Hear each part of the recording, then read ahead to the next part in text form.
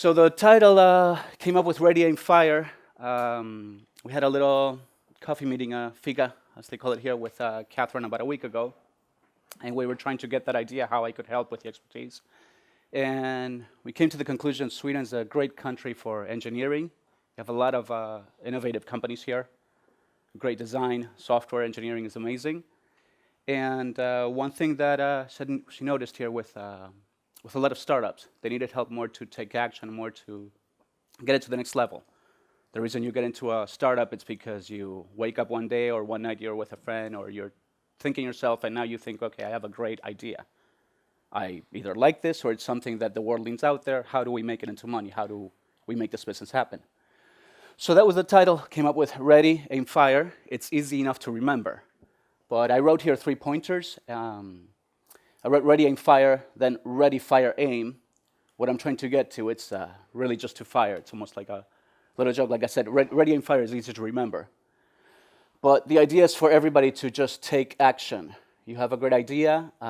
Some people may be at a very beginner level where it's just one person with the idea with a startup, with either if it's software or some new, I'm helping somebody with a new music instrument that I met them here also. Whatever level the startup is, try to get it to the next level. Because the main thing we're battling also, especially nowadays with technology, the main battle that we're having is time. You may have a great idea, you may have a great business, a product, a service. You probably have something new that nobody else has out there. It's unique. It's yours. You have to take it in time. You have to move it fast. Take action so that you can make it, get it to the next level. That's very, very important. So, take action. And also, like I was mentioning, you have a niche. So analyze your product. Analyze the company, the service or product that you have. What makes you unique? There has to be something that besides a reason why you want to do this. There has to be also a strength. How are you better than the competition? Why is your product better, newer? Why is your idea innovative? What advantage do you have? So it's great to analyze all these things. And I separated here into 1, 2, 3, like I said, Ready, Aim, Fire, because it's easy to remember. It just really means take action. I would have preferred to have called it just Ready, Fire, Aim, or just Fire. It means just go, just do it, take action, like the Nike logo. And also, to make it easy for everybody to remember, the next thing that I wanted, that I wrote here, I divided into 1, 2, 3, and then A, B, C. For A, I wrote knowledge. I will get to that in a second. And B for balance, and C for team. So once you know what your advantage is, your niche, why you want to do this, why you're spending, if you're having a job and you're working the startup and you're off hours, or if you are with a startup, working every day, moving it because you believe in it, what makes you, once you know the product, what your strength is above the other products, above the other companies. Know the company, if you do have the company level, know it really well, know how each person functions.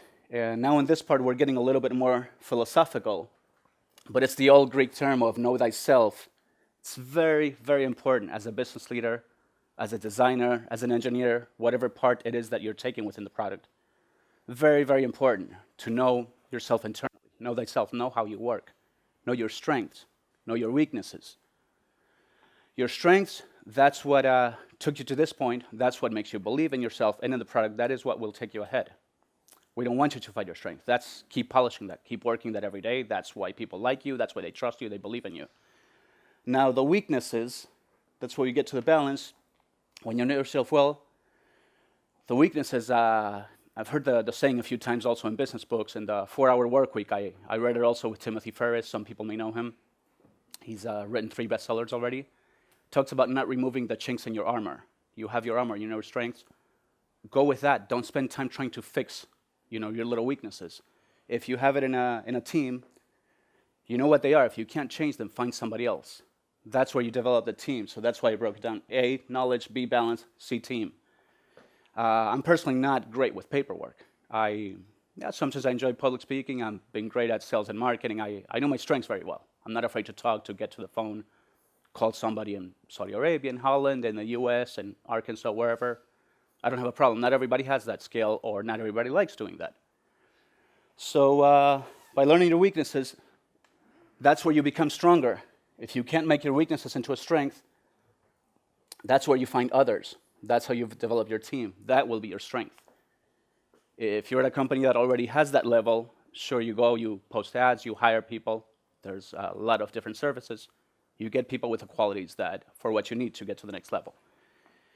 If you're at a more still at a very, very starting level, then associate yourself.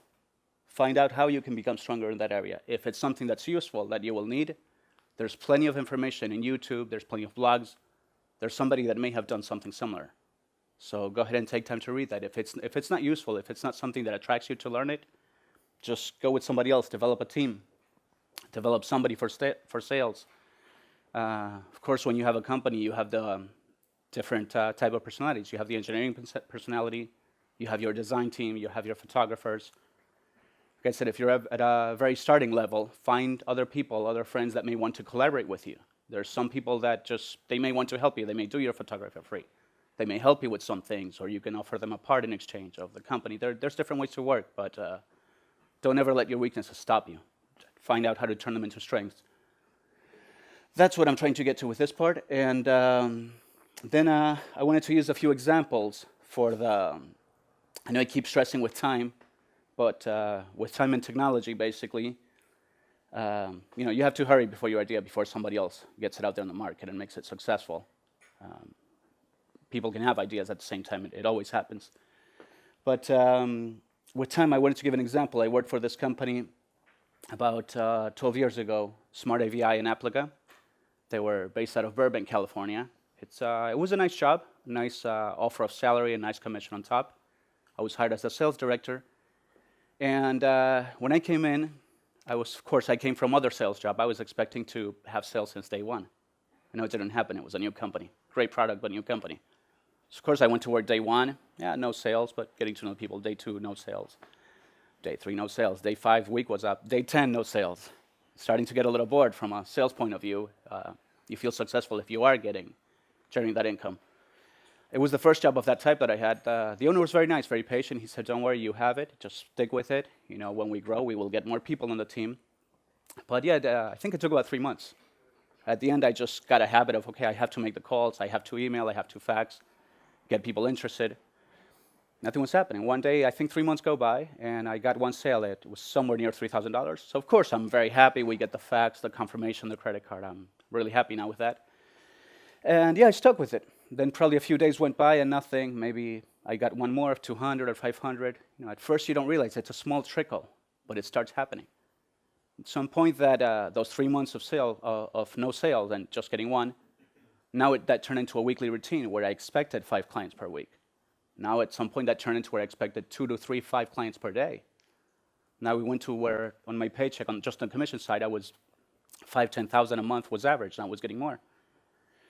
And then, like I said, a small company that was just in Burbank, California. We had only one dealer in Canada. It was the only one person that I looked for. I knew I would speak with him every Friday, and at the beginning, he was the only one that ordered. Only one client. And at some point now, we had clients in Korea, Thailand, and Mexico, Argentina, Holland. We got a distributor in Holland. It started getting international. And personally, I loved it. One day I received this phone call, and at first I start smiling, but something in me, it's almost like I don't want to believe it, but I'm very happy. It was a $500,000 sale from Saudi Arabia. I'm sure most people here are very good at math. If you can get to 3% of that, it was a very good commission. I didn't need my paycheck at that moment. And yeah, that was followed up by another $300,000 sale. But what I'm using the example of the team, when I started, the company was small. We had only one person running the factory line. And we had only one engineer. I was the one person. I was the sales director, but I was the one person in the company. The owner, the accountant was the owner's wife.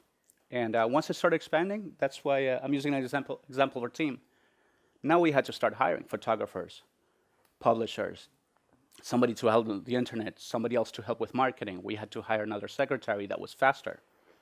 And the company kept growing and growing, and personally, I loved it. I started seeing like little flags around the world where all the clients were, and we were able to use that on the website. So yeah, I wanted to use that as a great example, like I said, of a company starting that we were probably 5 at the beginning. What year was that?